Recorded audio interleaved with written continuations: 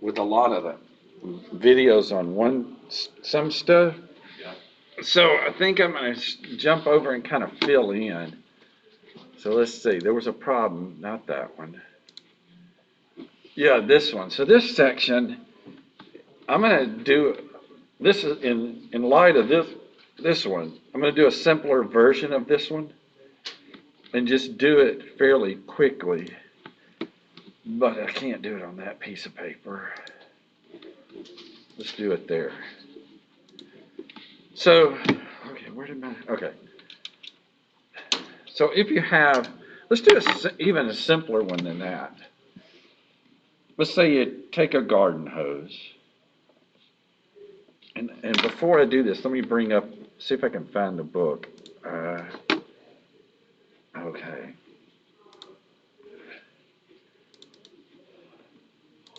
Main fluids. The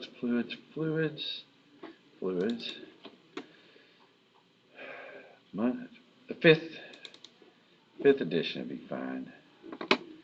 Okay, geez, it's gonna be this chapter. Do I just go open with? Did I start the stream? I don't even know. Oh, I am. I'm going. Okay, let me go back to the. Okay, I don't need that one anymore. And go to that one, and then go down here to. Okay, so in this, there's a.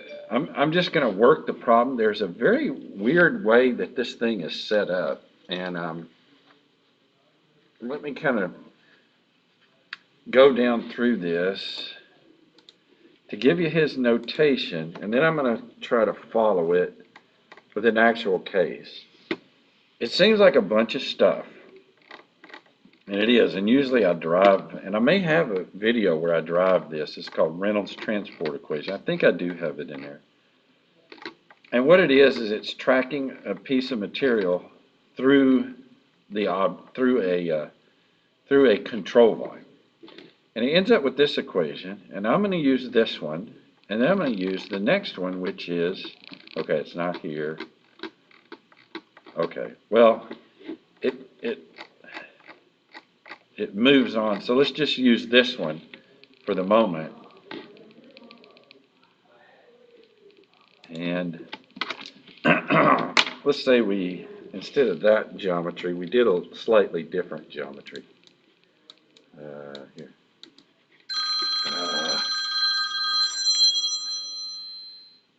Yeah.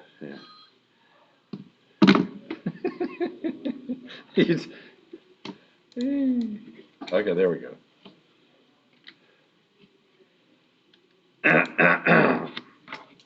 Here.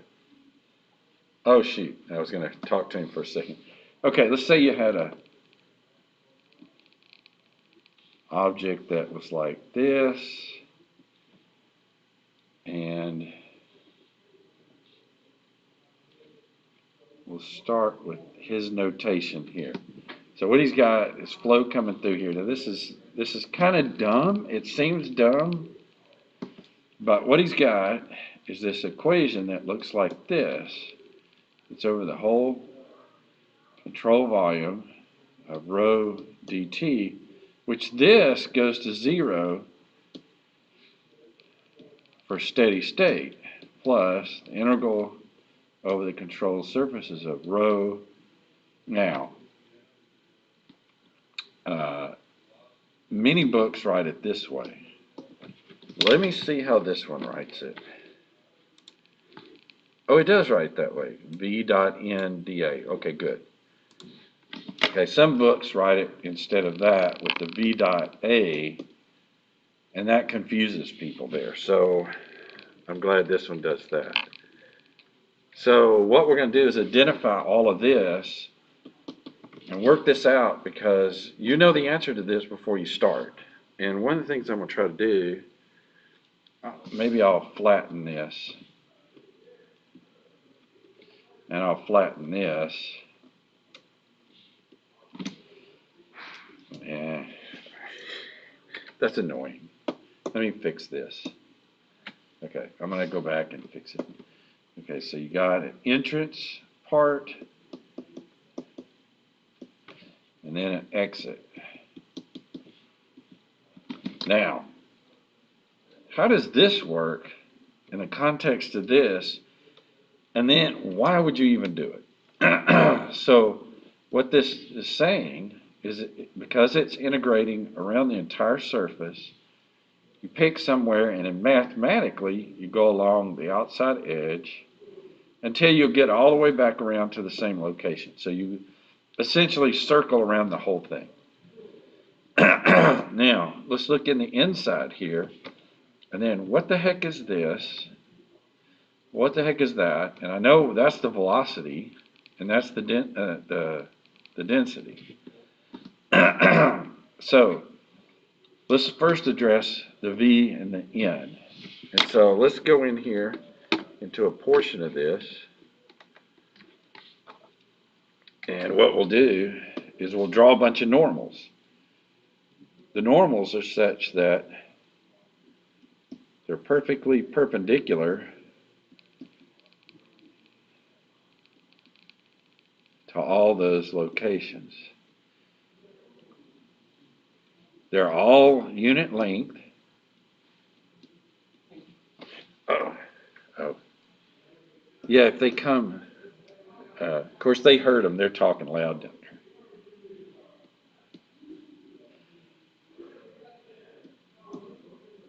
Okay, that's supposed to be normal to them. So they're all normals. That was supposed to be a normal. Okay, so here's the thing. Let's pick a spot right here. Now this is outside here, this whole thing here is a piece of metal. So the issue is the velocity can't go through the metal. So it's going this way. And about here, it's going this way. And it's skirting around the outside. So if you pick any spot where you're touching that metal, you'll see the velocity vector and you'll see the normal. What that means is the velocity isn't coming through the surface, it's skirting along the outside of it. Now, if you look at it from a standard sense, that means V dot N is equal to the magnitude of V, magnitude of N, times the cosine of the angle between them. And that tells you it's zero. So what this is telling you, there's no mass flowing through this boundary. Now, at the exit, here's the difference here. The exit velocity is coming through here, and the normal is right there. So in that one, you've got a case in which, I did the velocity once already. So V dot N there is equal to the magnitude of velocity, magnitude of the normal, cosine of zero. Well, that's easy enough. That's the magnitude of velocity. And the magnitude of the normal is always 1. Now, let's look at the inlet. So this is exit. And actually, here, highlight the whole thing. This is the exit, and this is the case with all the exits. And actually, that looks weird. That's supposed to look exactly like a 0, because that's what it is. So there's no, these are both going in the same direction. There's no angle distance. There's no angle between them. They're not like this, where there's an alpha. They're essentially going the same direction. There's no angle between them at all. Let's go back to the inlet. And what we have here is something really bizarre. Now in the inlet, we got V dot N equal to the magnitude of velocity, magnitude of the normal, cosine of 180. Sorry. The 90 is the side. 180 degrees. This is a -1. So in fact,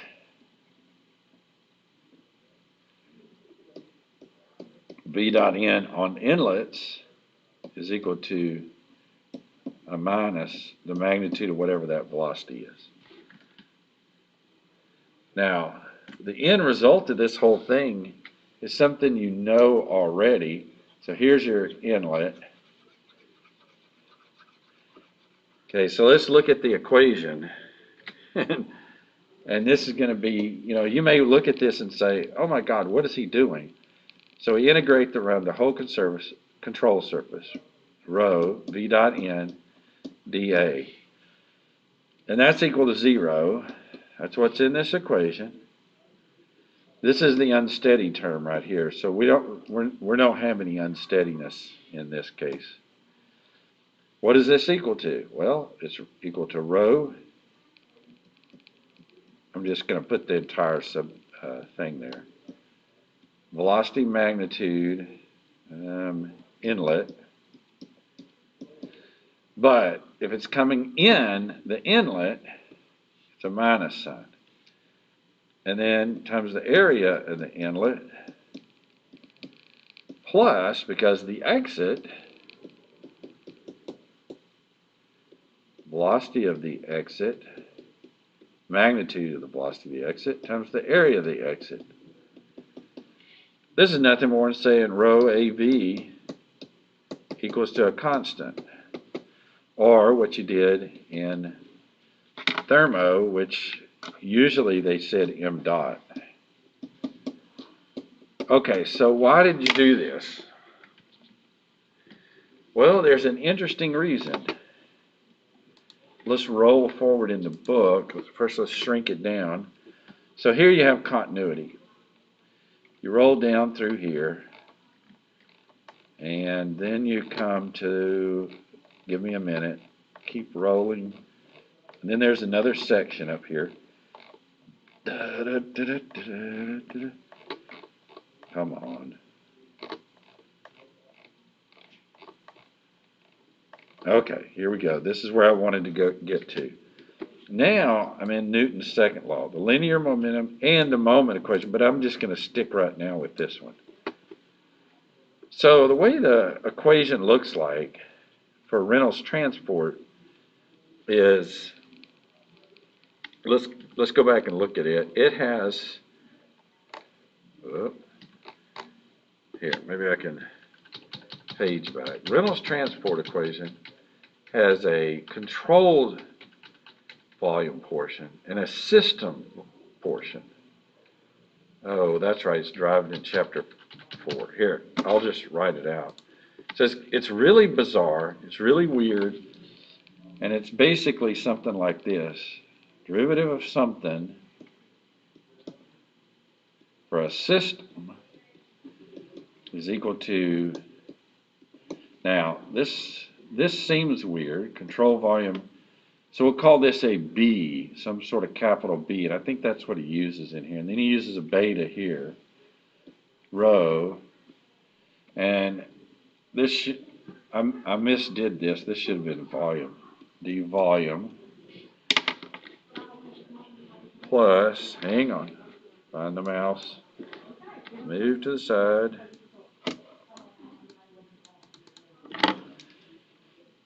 plus we go throughout the surface, rho V dot N dA. Now, it turns out the beta and the B are related.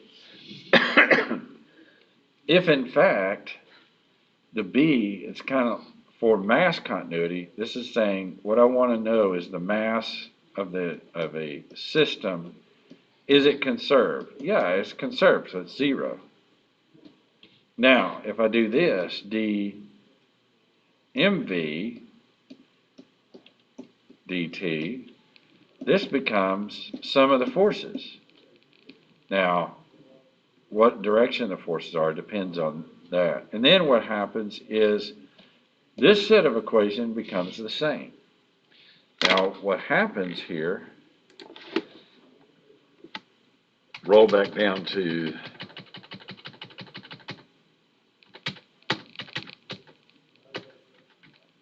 okay, there. Roll back to this one, and you'll see some of the forces in the system. He's got a rho times velocity. You go down here, and you get this. And this is the key equation right here.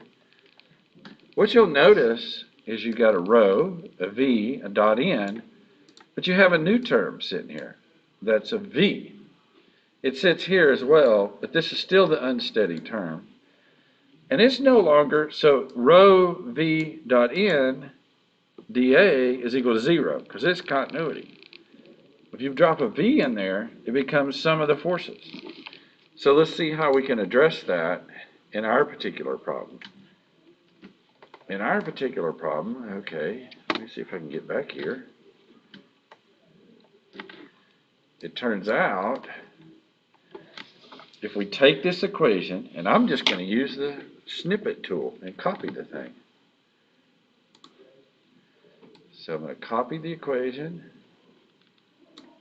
I'm going to do a copy. I'm going to go down here somewhere. I'm going to paste it. But this time, I'm going to alter it. So first thing I'm going to do is I'm going to say, hey, before it was continuity. Now it's going to be something different, because what I'm going to do is I'm going to put a v in here. And no longer is it equal to 0, but it is equal to sum of the forces. Now let's look at a particular case for this one, and let's go ahead and put numbers with it, and then copy this picture down, and I'm going to make my life easier by saying, like, okay, this area is equal to, don't laugh at me, this is 1, this area is equal to 10.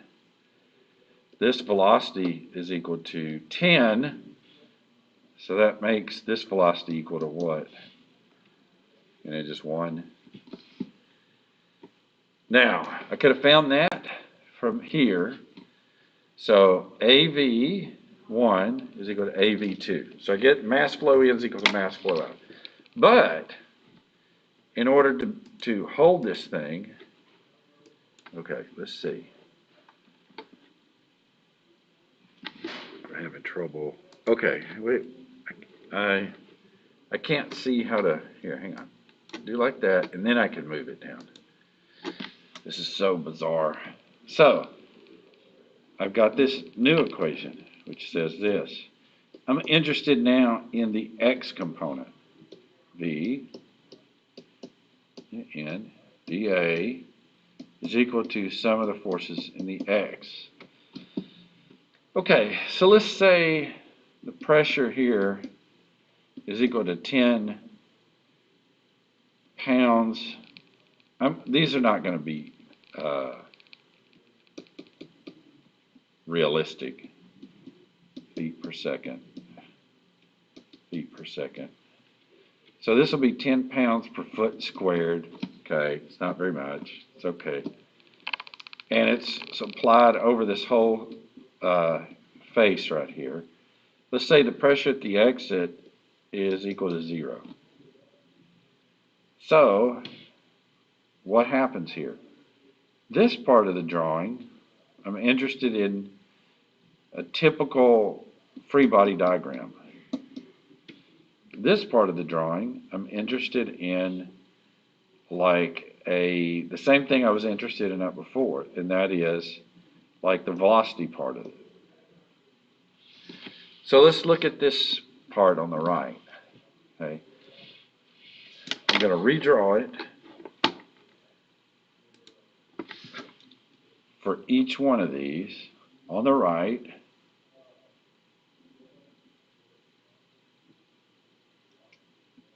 I got this, but what I've got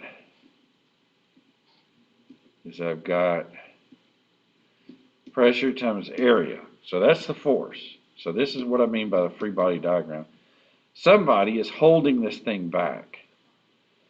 So in other words, it's bolted to something to keep it from flying around like a hose that might fly around. So you're actually putting a force back on it. So since I'm only interested in the x, I'm just going to say Fx holding. So that's the force to hold it from flying around. Now, it might be that it's equal to 0, but I don't know that until I calculate it. So if I look at the sum of the forces, what I get is positive to the right, then I get P1A1 minus Fx holding force. So that's the amount that you're holding it. Now, if I look back over here, what I like to do sometimes is break this integral into a summation. Summation across all the control surfaces of Vx, rho, V dot n, area. And why do I do that? Well, because most of the time, the flow across this surface is given to you as an average velocity. So I'm going to come in and redraw the same drawing, but on this drawing, I'm going to put the normal, and I'll put the velocity, V1, and I'm going to put the normal, and I'll put the velocity, V2. Now this dot product and this extra velocity become very important. That actually is m dot. And I didn't address what rho is, but I'm just going to carry it for a minute. So this means rho V1 dot N1. Well, wait a minute. Dot N1 makes this negative. A1 and Vx component at location 1. So here's where this is coming from. This comes from here. This came from here. The sign came from the dot product. The velocity came from here. And the density came from there. So they all came from this, but I also have to do it again for 2. So I guess technically I'll do a row at 1 and 2. V2, A2, okay. At the exit, the two velocities are going, the velocity and the normal, going in the same direction. These are going in opposite direction, which is why you have the minus. And then I got to go V2 X component, or I could say Vx2 or V2x, I don't know. Now, we came up with the fact that we just made this problem up easy for ourselves and said it's 1 and 10, 10 and 1 and 10. So I'm going to go ahead and fill it out, and I don't know if this is a realistic one. It doesn't seem like it is because it's a big area and everything, but it's okay. So the pressure was 10. The area back there was 10. If you look back there, so I'm looking at the inlet. I still don't know the Fx holding force, but that's what I'm trying to find. The density, I didn't say anything about what the density was, so I'm just going to carry it as a row. And I'm going to basically look at V1, A1, and V1 again in the x direction. Turns out that it's only going in the x direction. So I get these two, which is 1 going in, squared. Area 1 is 10. I'll carry it as a density, and it needs to have a minus in front of it. The exit, the density, let's assume the density doesn't change, so it's incompressible. I get the velocity at the exit. Velocity at the exit is 10. Well, that's 10, and there are 2 of them. Turns out the velocity at the exit is going directly in the x direction. So V2 is equal to 10. But V2 isn't broken into components where part of it's going up. If it was, let's say V2 and this is some alpha, this would be V2x and this would be V2y. But we don't have that. We just have it going straight there, so we have a square. Area 2 at the exit, 1. So what I get 100 right here. I get 10 right here. So I get 90. And then I get 100 over here. That's Fx holding force. So I can move that over. 100 minus 90 times rho. So if I move that over and then move this over, that one became minus, this one became plus. And so that's how you solve these problems. The issue comes in when you're breaking down the components. In other words, if you wrote this in a complete sense, this is what it would be. Sum of the forces in the x equals the sum over the control surfaces of Vx rho V dot n area. Guess what happens? If you want to know the y, scratch that out and put in a y. That's all there is to it. So the complexity boils down to this. Is this plus or minus? And this, vector components. So if the exit is coming out like this, you have to come out with, or the entrance for that matter, you have a Vx and a Vy. So if you have some velocity vector coming out like that, you got to break it into components here. Here, you don't have to break it. There isn't a component. For example, if this was the exit and the flow was coming out of here, the normal goes exactly in the direction that V goes. Up here, that would tell you that that's a plus. In other words, V dot N, both going in the same direction, gives you nothing more than plus Vn like that. Not an issue. Components, this is where, and this component has to match that. Complexity on the left side. You've got a couple things that can happen. You have essentially two types of force. You have a surface force and a body force. Like the pressure coming in, that was kind of a surface force. So here you have pressure times area. You could have a big object and have a lot of weight, and that could have a rho times volume. And so it takes a little getting used to, but once you handle it, okay, wait a minute. Let's just look at this for a minute. I don't want to do all of it here, but let me zoom in. Okay, wait a minute. Zoom back out. Okay, I can't. Let's see. Can I actually? Let's see if this works. Oh, maybe it does work. Oh, it does. Okay. So I don't know how to erase it. How do I erase it? Oh, look at that. Okay, I learn something every day. Okay, so here he's got his pressure times area. His pressure times area right here.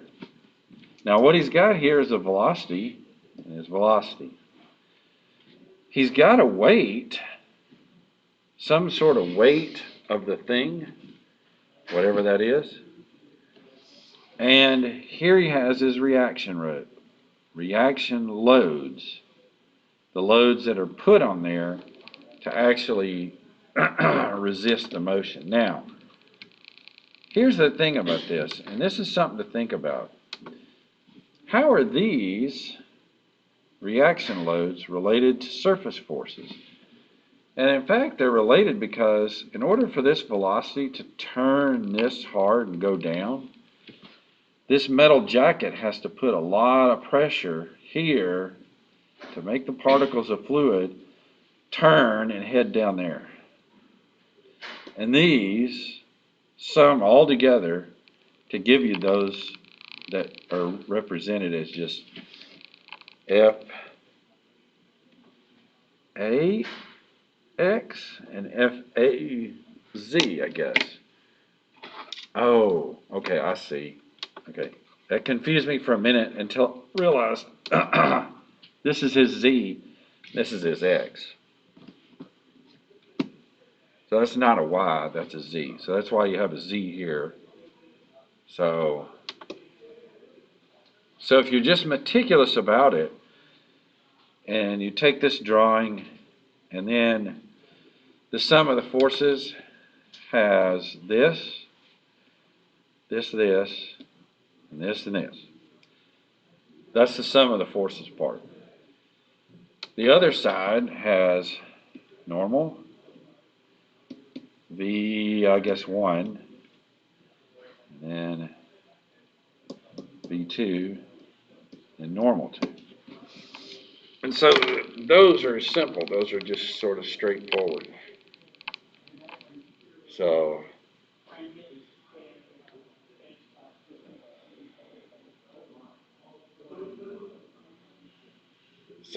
there's a bunch of lectures in there on this stuff.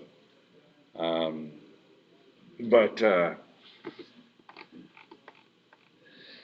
just stays there, huh? I guess it's just writing it on top of the screen. I didn't know it could do that.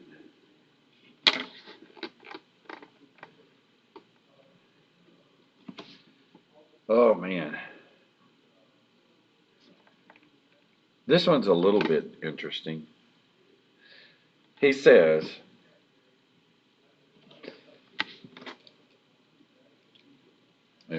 here. Determine the magnitude of the horizontal component force. Sluice gate shown given the size of which is closed in a water depth of 10 feet. Okay. So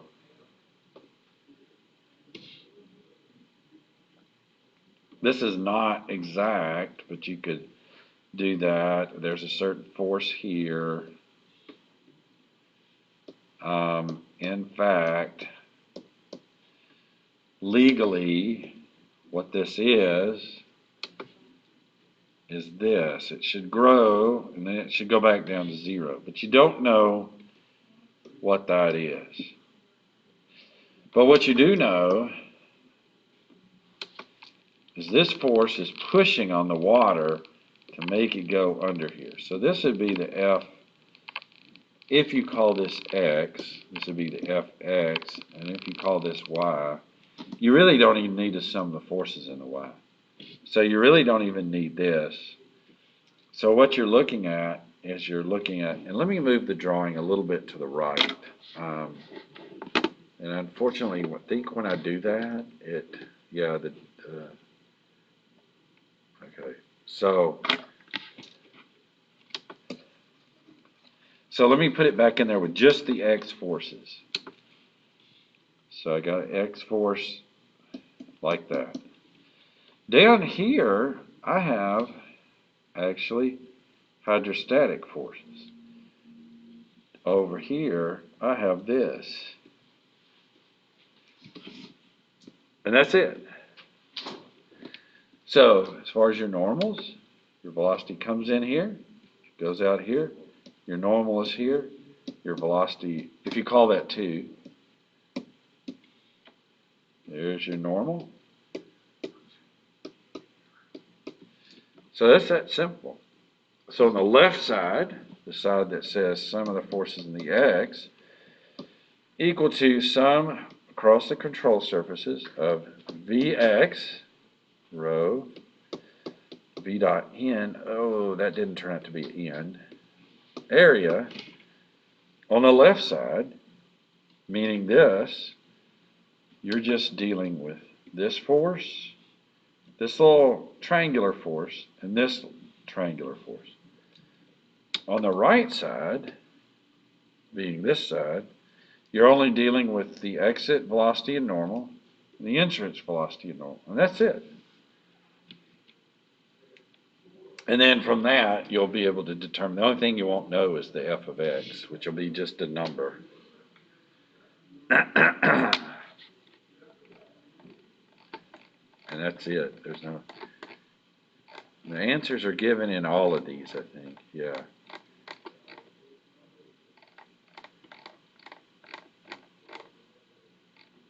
Okay, so that's it.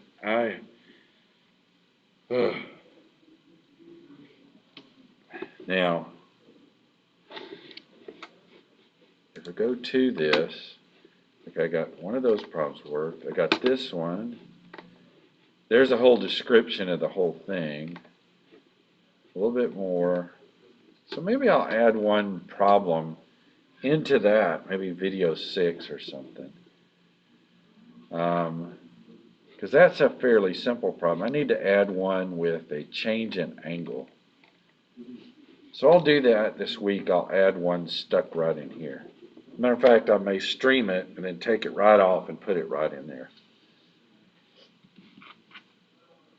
So if you want me to, I'll tell you when I'll send a notice when I'm about to stream it. You can watch it live. If you don't, I'm just gonna stick it in here as call it video 6. So maybe I'll do that Wednesday.